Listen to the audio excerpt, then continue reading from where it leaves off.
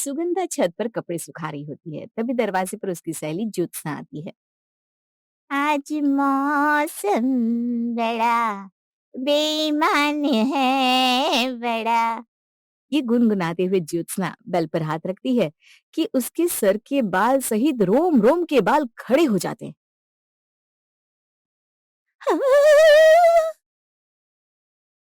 Washing machine का connection तो बंद किया था मैंने, तो ये तार जलने की बदबू कहाँ से आ रही है? सुगंधा घर से चौक से नीचे झांकती हुई आवाज लगाती है। सुगंधा घर के चौक से नीचे झांकती हुई आवाज लगाती है। रोशन के पापा, जरा गैस चेक कीजिए तो, दूध कहीं उबल कर गिर तो नहीं रहा, कुछ जलने की बदबू सी आ रही है। रोशन के पापा दरवाजे पर है मम्मी, ज्योत्सा आंटी को फिर करंट लग गया है, जल्दी आओ। हे भगवान, ये हर बार इसे बैल को छूना क्यों होता है? गले में इतनी हाई पिच की बैल देकर तो भेजिए भगवान ने, गला फाड़ कर एक आवाज लगा देती। अब छत पर खड़ी होकर सारी बातें करती रहोगी कि नीचे भी आओगी? मम्मी, मुझे ऑफिस के लिए देर हो रही है, मैं जा रहा हूँ। अरे रोशन रुक जा, सीढ़ियां तो उतरने दे मुझे, फिर बिना टिफिन लिए चला जाएगा ये। ओहो। कपड़े की बाल्टी हाथ में लेकर सुगंधा छत से नीचे उतर आती है और सीधा रसोई में चली जाती है। एक हाथ में लाल बाल्टी, दूसरे हाथ में अपने बेटे के टिफिन का डब्बा लेकर सुगंधा रसोई से बाहर आती है। हे राम, ज्योत्सा ये क्या हालत बना ली तूने अपने बालों की, राम राम राम राम। तुझे क्यों बार बार मेरे दरवाजे के बेल से कुछ होना होता है? तो डू नॉट टच का बोर्ड लगा देना, अब बेल तो बजाने के लिए होती है। तेरे दरवाजे पर कोई कुंडी भी नहीं है कि कुंडी खड़का दे आदमी, तो बेल तो बजाएगा ना। अब मुझे क्या पता था तूने अब तक बेल बनवाई नहीं होगी। अरे तो क्या फायदा, हो जाएगा, बेल बनवा दूंगी मैं। बेल बनने के बाद अगर किसी ने अंदर से स्विच ऑफ कर दी तो क्या बेल की आवाज सुनाई देगी? नहीं ना। और बेल बन भी गई तो उसके बाद गारंटी क्या है कि खराब नहीं होगी फिर से? ये सारी बातें सुनकर प्रीति अपने कमरे से बाहर आती है और अपनी ओर से इस बात पर राय देते हुए कहती है। वो क्या है ना आंटी जी, बैल के सीधा ऊपर हमारे छत की चौक है, वहां से ना लीकेज होती है। वहां रिसता हुआ पानी बैल के स्विच पर चला जाता है, तो कभी कभी ना अर्थिंग आ जाती है। मतलब हर बार करंट नहीं लगती, कभी कभी लगती है बस। पर जब आप आती हो ना तो उस बार तो पक्का करंट आ जाती है। अरे ये सब क्या तमाशा चल रहा है? मम्मी, मुझे देर हो रही है, टिफिन दे दो ना, मुझे जाना है। सुगंधा हड़बड़ाकर रोशन के हाथ में टिफिन के डब्बे की जगह कपड़े की बाल्टी पकड़ा देती है। सभी जोर जोर से हंसने लगते हैं। इस तरह अपना मजाक बनता देख नाराज होकर रोशन बिना टिफिन लिए घर से चला जाता है। अब ये पूरा दिन भूखा रहेगा, फिर रात को इसके सर में दर्द हो जाएगा, मतलब झेलना तो मुझे ही है लास्ट तक। तो इसमें गलती भी तो तेरी है ना। अब तो बेटा कमाने भी लगा है, 1.5 साल तो हो गए इसे नौकरी करते हुए। अब दुल्हन ले आ इसके लिए, इसकी शादी होगी तब तो प्रीति का नंबर आएगा। तुझे तो कपड़े सुखाने से ही फुर्सत ना है। भाभी की बात में दम तो है। वक्त रहते रहते लड़की की शादी हो जाए तो अच्छा है। रोशन की शादी के बाद फिर प्रीति का नंबर लग जाएगा, 2 साल में दोनों की शादी करके हम दोनों फ्री हो जाएंगे। बस फिर क्या था, जोरों शोरों से रोशन के लिए दुल्हनिया ढूंढने की तैयारी शुरू हो जाती है। मैट्रिमोनियल साइट से लेकर सोशल साइट तक, पड़ोसियों के कानों से लेकर रिश्ते करवाने वालों तक रोशन का बायोडेटा भेज दिया जाता है और थोड़ी बहुत जद्दोजहद के बाद लीजा और रोशन की मंगनी हो जाती है।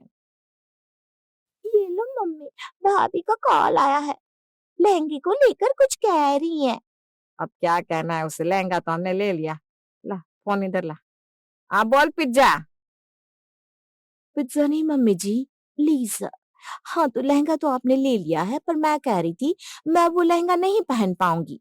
मैंने पहले ही सोचा था कि मैं अपनी शादी में पेस्टल कलर का लहंगा लूंगी, और वो थोड़ा, क्योंकि इतने भारी लहंगे ना बाद में फिर कपबोर्ड में ही रह जाते हैं, कोई इस्तेमाल ही नहीं होता इनका। मतलब तो कह रही है जो लहंगा हम लेकर आ गए उसे बर्बाद कर दे, मतलब पैसे गए पानी में? नहीं मम्मी जी, मैंने रोशन से बात की है, वो शॉपकीपर है ना, वो लहंगे को रिटर्न लेने को तैयार है। उसके प्लेस में जाकर कोई और लहंगा मैं पसंद कर लूंगी। ये लहंगा कुछ ज्यादा गौरी सा लग रहा है मुझे। अब तूने अपने मन के करने की सोच ही ली है तो मैं क्या बोलूं? जब रोशन से बात कर ही ली थी तो उसी से बात कर लेती पूरी। ये कहकर सुगंधा फोन रख देती है। ये तो अच्छा है मम्मी, अभी बहू बनकर आई भी नहीं और तुम्हारी पसंद को रिजेक्ट कर रही है, बताओ क्या बुरा है लहंगे में, पूरे 7,000 का है। और नहीं तो क्या, मेरी शादी पर तो मैंने अपनी माँ का लहंगा पहना था। जरूर इसे ना लहंगे का रेट पता चल गया होगा, इसीलिए ड्रामे कर रही है। आजकल सभी को पैसे उड़ाने में मजा आता है। बस शादी भर की बात है, एक बार ये पिज्जा लिज्जा बहू बनकर आ जाए, उसके बाद इसके सारे भूत उतार दूंगी मैं। मंगनी के बाद ज्यादा दिन सुगंधा इस रिश्ते को रोकती नहीं और फटाफट दोनों की शादी का दिन आ जाता है। लड़की की रजामंदी ली थी कि नहीं महेश? दुल्हन के चेहरे का तो रंग ही उड़ा हुआ है। अरे 2.5 लाख रुपए कमाता है मेरा बेटा। इसकी सैलरी के पीछे लड़की वालों ने शादी के लिए हाँ तो कर दी। अब ये सोच रहे हैं कि शादी में पैसों की बरसात हो जाए। अरे कैसे हो जाए बरसात? आदमी अपनी जेब देखेगा कि नहीं? इनको करवानी थी अपनी बेटी की शादी रिसोर्ट में। हाँ तो तुम कह देते, रिसोर्ट में करवानी है आप लोगों को शादी, तो आप दे दो खर्च। अरे आधे आधे खर्च बांटने की बात की थी लड़की वालों ने। उनके दिए आधे पैसे में ही हमने धर्मशाला बुक कर लिया, दुल्हन का लहंगा भी ले लिया, खाने पीने का अरेंजमेंट भी कर लिया और कुछ पैसे भी बच गए। अब बताओ गलत किया क्या? मान गए महेश, तुझे मान गए। पर अब किस चीज की दिक्कत है तुम लोगों को? पैसे आ गए हैं, हालात सुधर गए हैं, अब तो खर्च कर लेता, एक ही तो बेटा है तेरा। लोगों के हिसाब से ये धर्मशाला बड़ा छोटा पड़ रहा है। अरे बड़ा होता भी तो क्या फायदा था? खाने के डिशेस 21 हो या 121, लोगों को तो घर जाकर कमियां ही निकालनी थी। अच्छा तू अकेला आया, ज्योत्सना भाभी बच्चे नहीं दिख रहे? चल कोई ना, अब जरूरी थोड़ी ना है पूरा परिवार शादी में आए। महेश तो अपने लगाए दिमाग से बड़ा खुश था। दुखी थी तो लीजा। कितने मन से मैंने ये लहंगा लिया था रोशन, मुझे क्या पता था लहंगे में मम्मी जी के पैसे लगेंगे तो शादी के बजट से काट लेंगे वो। जैसा वेन्यू है ना, उस हिसाब से लाल चटक लहंगा ही ठीक था। अरे मम्मी ने कोई बजट कटिंग नहीं की है लीजा। शादी का सीजन है, सारे रिसोर्ट बुक थे, एक ये धर्मशाला ही खाली था। वो भी पापा के गुडविल पर मिला, नहीं तो ये भी चला जाता हाथ से। और वैसे भी शादी एंजॉयमेंट के लिए नहीं होती, शादी दो लोगों का मिलन होती है। अगर अभी से ही तुम इन चीजों में प्रॉब्लम निकालने लगोगी तो ये रिश्ता कैसे चलेगा? शादी मतलब कॉम्प्रोमाइज, ये सोचकर लीजा चुप हो जाती है। शादी संपन्न हो जाती है और लीजा धीरे धीरे अपने ससुराल में एडजस्ट होने की कोशिश करने लगती है। मशरूम सूप, आज फाइनली मशरूम सूप बनाने जा रही हूँ मैं। Oh my God, I am so happy. कितना पसंद है रोशन को मशरूम, बहुत खुश हो जाएंगे वो तो। लीजा बड़ी खुश थी। रोशन को सरप्राइज देने के लिए वो आज रात के डिनर में मशरूम सूप की तैयारी कर रही थी। यहाँ वो बाकी तैयारियां कर रही होती है कि दरवाजे पर डिलीवरी वाला आता है। ये क्या है भैया, मशरूम? नहीं नहीं, हमारे घर में मशरूम वशरूम कोई नहीं खाता, और खाना भी होगा तो हम सब्जी मंडी से लेकर आएंगे, ऑनलाइन मंगवा कर अपनी जेब क्यों कटवाएंगे? अरे पर ऑर्डर इसी एड्रेस से आया था, लीजा शर्मा के नाम से। भाभी ने मशरूम मंगवाया है, वो भी ऑनलाइन। देखो मैंने कहा था ना, और ये 5 रुपए के प्याज साथ में फ्री है, पेमेंट ऑलरेडी हो चुकी है। प्रीति बिल देखती है जो कि पूरे 205 रुपए का था। बस फिर क्या था, कुछ देर बाद प्रीति के साथ साथ उसकी माँ भी लीजा के पास किचन में पहुंच जाती है। ये क्या है बहू? अरे मम्मी जी वाह, क्या कोइंसिडेंस है, मैंने भी मशरूम मंगवाया और आप भी ले आई। चलिए कोई बात नहीं, एक पैकेट को ना फ्रिज में रख देंगे। सुन लो मम्मी, मुझे तो पॉकेट मनी के नाम के सिर्फ 150 रुपए तुम कभी देती हो कभी नहीं देती हो, और यहाँ भाभी 200-250 रुपए के मशरूम मंगवा रही हो, उसमें भी 2 पैकेट आ गए, तब भी इन्हें परवाह नहीं है। रोशन के ऑफिस में आज पार्टी है, बताया था ना उसने प्रीति, फिर क्या जरूरत थी मशरूम मंगवाने की? 200 रुपए में घर में 2 दिन की सब्जी आ जाती। वैसे तो 200 रुपए में 400 पीसेस 50 पैसे वाली वो चॉकलेट भी आ जाती मम्मी जी, पर उसे लेकर दिन भर हम चूसते तो नहीं रह सकते ना। और इनके ऑफिस में कोई पार्टी नहीं है, मीटिंग है, जिससे वो 6 बजे लौट आएंगे। उसके बाद रात को तो खाना खाएगा ना आदमी। मीटिंग से कभी भैया को हम खाली हाथ आने ही नहीं देते भाभी। मीटिंग में इतना कुछ बचता है कि भैया पैक करवा कर साथ में ले आते हैं, तो उसमें हमारा भी हो जाता ना। और उनको भूख लगती तो दोपहर का बचा चावल खा लेते। ऐसा तो नहीं है कि आपके आने से पहले हम भैया को भूखा मार रहे थे, क्यों मम्मी? अगर मशरूम का सूप बन ही जाएगा दीदी तो इसमें दिक्कत क्या है? पेमेंट हो चुकी है, चीज घर पर आ चुकी है, और रसोई जितनी भरी रहे उतना अच्छा। ऑफिस के सीनियर डिपार्टमेंट में होकर इस तरह से बचे हुए खाने को लाना ठीक थोड़ी ना लगता है। ऐसे ही दिन निकाल दिया हमने तो, तू हमें मत सिखा। और इस मशरूम का कुछ बनाने की जरूरत नहीं है, इसे फ्रीजर में रख दे। अगले रविवार को जो लड़की वाले प्रीति को देखने आएंगे, उनके सामने इस मशरूम का कुछ बना लिया जाएगा। बेचारी लीजा। रात को रोशन घर लौटता है और उसके हाथ से खाने की थैली लेकर सबसे पहले लीसा की चुगली उससे कर दी जाती है। पूरे 3 घंटे ट्रैफिक में फंसा रहा मैं, पर मजाल है कहीं उतर कर बाहर से पानी खरीद लो। और बहू है पैसे पर पैसे उड़ा रही है। ये कहता हुआ महेश पानी लेने किचन में जाता है। उसकी नजर सिलेंडर पर पड़ती है। ये क्या, रसोई में नया सिलेंडर कब लग गया? हमारे यहाँ तो पूरे 28वें दिन सिलेंडर खत्म होती है। पहले रसोई भी तो मैं संभाल रही थी ना। अब जब से बहू आई है, कभी गैस पर कॉफी गर्म होती है, कभी कुछ। गैस तो वक्त के पहले खत्म होनी ही थी। गलत फंस गए हम, लालची लड़की आ गई प्रीति की माँ। हाथ में रसोई का बजट दे दिया, इसका ये मतलब थोड़ी ना है कि पैसे हवा में उड़ाने लगेगी। 1 महीने में 2 सिलेंडर, मजाक है क्या? अब गलती तो इसमें भैया की है ना पापा। उन्हें भाभी को अपनी एग्जिट सैलरी बतानी नहीं चाहिए थी। अब जिसे पता उसका पति 2.5 लाख रुपए कमा रहा है, ससुर की भी कमाई अच्छी है, तो वो बहू तो पैसे उड़ाएगी ना। रोशन के ऑफिस से लाए हुए सैंडविच और 5-6 पकौड़े खाकर सभी डिनर कर लेते हैं। मुझे कुछ बात करनी है रोशन। अब हर बात पर तुम कह देते हो कि ससुराल है, थोड़ा बहुत एडजस्ट करना पड़ेगा। पर हर चीज की एक लिमिट होती है। अब मैं अपने खाने पीने पर एडजस्ट नहीं कर सकती। अब जिस दिन तुम्हारे ऑफिस में मीटिंग होगी, जो भी बचा कुचा तुम घर लेकर आओगे, उसे खाकर ही सोना पड़ेगा क्या? ये क्या बात हुई? मैं किसी को खाना बनाने तो नहीं बोल रही हूँ, खुद बना रही थी ना।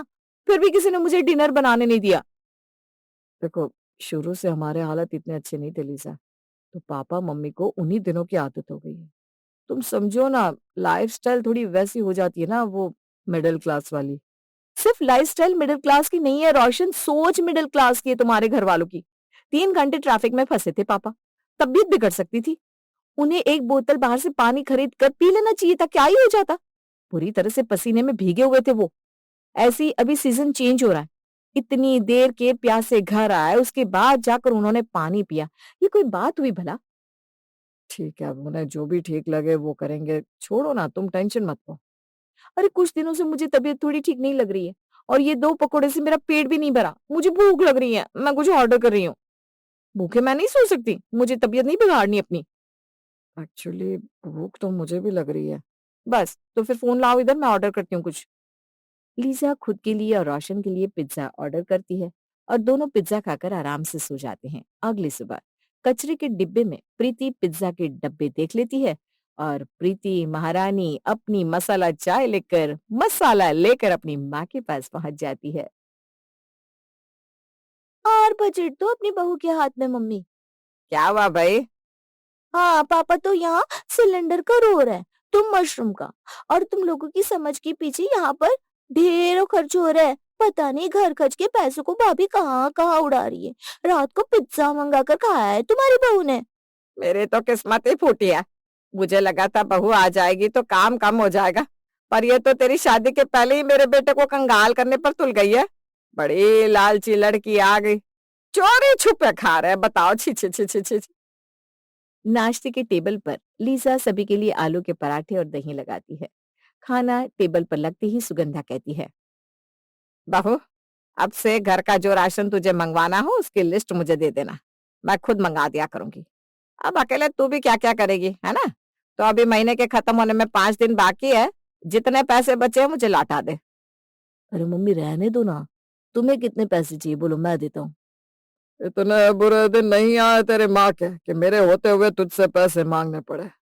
बहू तेरी सास कुछ पूछ रही है बेटा, बताओ। पैसे तो नहीं बचे मम्मी जी।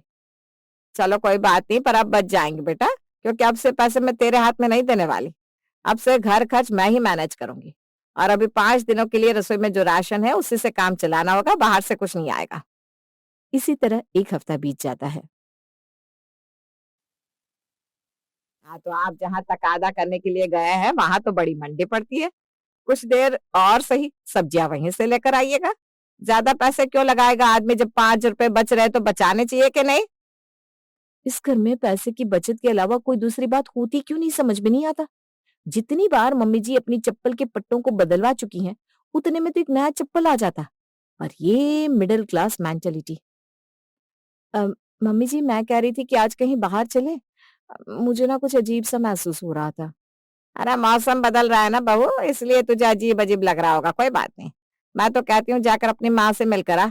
वहां पर जितने खर्च करने हो कर लिया, फिर देखना कैसे अच्छा महसूस होता है तुझे। सुगंधा के ये कहते ही लीसा अपनी माँ के घर चली जाती है। ये क्या है बेटा, आधी रोटी, ये क्या नया ट्रेंड सीख लिया तूने? रील देखकर सीखा क्या, या फिर कोई डाइटिंग वाइटिंग तो नहीं कर रही? पता नहीं मम्मी आजकल कुछ अजीब अजीब सा लग रहा है।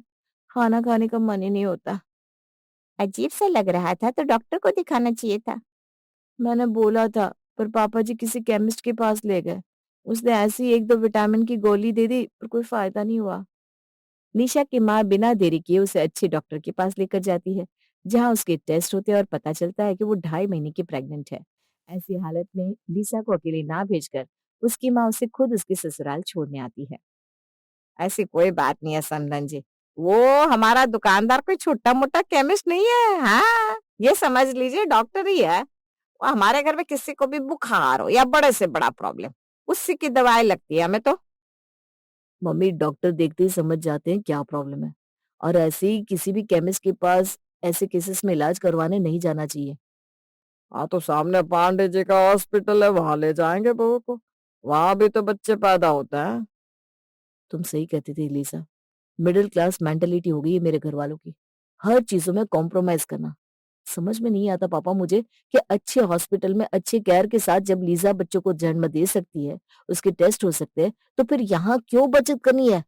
जहाँ पैसे लगाए जा सकते हैं तो वहां तो लगाने चाहिए ना। लीजा तुम्हें जो भी खाना हो मुझे बोल देना। इन चीजों में 10-5 रुपए आप नहीं बचाओगी मम्मी। और प्रीति, तुम मम्मी को आग लगाने नहीं जाओगी। अपनी वाइफ की लाइफ और बच्चे की बात आते ही आज रोशन बोल पड़ता है और उसकी बोली के आगे सभी चुप हो जाते हैं।